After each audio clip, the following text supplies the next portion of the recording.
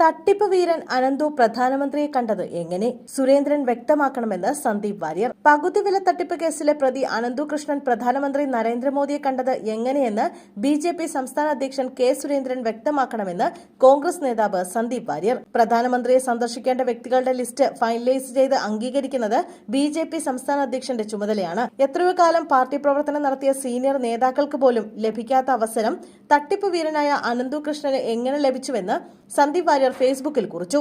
നേരത്തെയും വിഷയത്തിൽ പ്രതികരിച്ച് സന്ദീപ് വാര്യർ രംഗത്തെത്തിയിരുന്നു. പാവപ്പെട്ട ആയിരക്കണക്കിന് സ്ത്രീകളെ അനന്തകൃഷ്ണനും സംഘവും പറഞ്ഞു പറ്റിച്ചത് നരേന്ദ്രമോദി സർക്കാരിന്റെ പദ്ധതി എന്ന പേരിലായിരുന്നെന്ന് സന്ദീപ് വാര്യർ പറഞ്ഞിരുന്നു. മിക്കവാറും എല്ലാ പരിപാടികളിലും ബി.ജെ.പി. നേതാവ് എൻ രാധാകൃഷ്ണന്റെ സജീവ സാന്നിധ്യം ഉണ്ടായിരുന്നുവെന്നും സന്ദീപ് ആരോപിച്ചിരുന്നു. രാധാകൃഷ്ണനെ സംരക്ഷിക്കാൻ സുരേന്ദ്രനും ബി.ജെ.പി. നേതാക്കളും നടത്തുന്ന നീക്കം ലജ്ജാകരമാണ്. CSR ഫണ്ടിന്റെ പേരിൽ കോടികളുടെ തട്ടിപ്പാണ് അനന്തകൃഷ്ണൻ നടത്തിയതെന്നും Sandeep Warrier കുറ്റപ്പെടുത്തിയിരുന്നു. Women on wheels എന്ന പദ്ധതിയുടെ പേരിലായിരുന്നു അനന്തകൃഷ്ണൻ കോടികളുടെ തട്ടിപ്പ് നടത്തിയത്.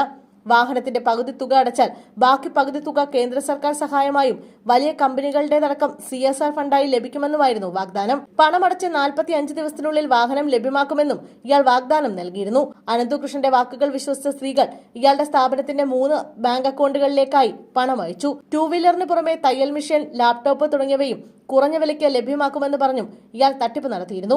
ഇവയുടെ വിതരണ ഉദ്ഘാടനത്തിന് പ്രമുഖരെയും രാഷ്ട്രീയ നേതാക്കളെയും പങ്കെടുപ്പിച്ചിരുന്നു. ഇതിലൂടെ ആളുകളുടെ വിശ്വാസം പിടിച്ചുപറ്റിയായിരുന്നു തട്ടിപ്പ് നടത്തിയത്. പണം നൽകി 45 ദിവസങ്ങൾ കഴിഞ്ഞിട്ടും വാഹനം ലഭിക്കാതെ വന്നതോടെ പലരും ഇയാളെ നേരിട്ട് സമീപിച്ച് കാര്യങ്ങൾ തിരക്കി. ദിവസങ്ങൾക്കുള്ളിൽ വാഹനം ലഭ്യമാക്കുമെന്നായിരുന്നു ഇയാൾ നൽകിയ മറുപടി. 2-3 തവണ അന്വേഷിച്ചിട്ടും വാഹനം ലഭിക്കാതെ വന്നതോടെ പലരും പരാതിയുമായി പോലീസിനെ സമീപിക്കുകയായിരുന്നു.